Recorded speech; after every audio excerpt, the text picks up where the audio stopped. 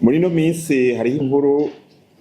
zinyuragiranwa hirya no hino ziciye cane cane ku mbuga ngurukana bumenyi mu rurimi rw'igifaransa bita réseaux sociaux, aho abazikoresha berekana amasanamu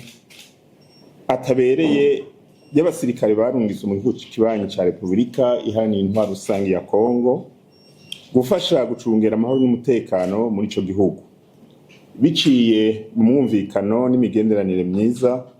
Uburundi bufitaniye n'igihugu kibanyi ca Republika Iharanira Intwaro Rusangi ya Kongo. Abarongoye igisirikare c'u Burundi bafashe kano kanya ko kumenyesha abarundi n'amakungu yuko abasirikare b'abarundi barungitswe gufashanya n'igisirikare ca Republika Iharanira Intwaro Rusangi ya Kongo bahagaze neza, barangura ibikorwa barungitswemo neza cane bakoresheje ubuhinga, ubukerebutsi n'ubwitonzi ntangere busanzwe buranga abasirikare b'igihugu cacu bahurikiye mu rwego rw'ukwivuna abansi bw'u Burundi mu ntumbero yo gutsimbataza amahoro n'umutekano muri ico gihugu kibaye. Ico gikorwa kikaba kirangurwa neza cane ku mpande zose nk'uko abanyagihugu bo muri ico gihugu ca Kongo babigaragaza mu kwidegemvya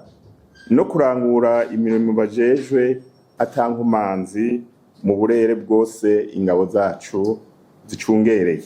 Urwego rwo kwivuna abansi bw'u Burundi buboneyeho kano kanya kugira rwiyamirize abihaye ubuhizi bwo gukwiragiza inkuru z'ibinyoma ku mbuga ngurukana bumenyi zicafuza ingabo z'igihugu cacu, aho atayindi ntumbero bafise atari gushaka gusasira indava inkozi z'ikibi no gushaka guhahamura abarundi bibereye mu mahoro, ndetse no gushaka guca intege ingabo zacu ziriko zirangura neza imirimo zijejwe aho ziri hose. Urwego rwo kwivuna abansi bw'u Burundi ruramenyesheje kandi yuko ruzobandanya kurangura neza imirimo rujejwe, harimwo no kugarukana amahoro n'umutekano aho hose bizoba bikenewe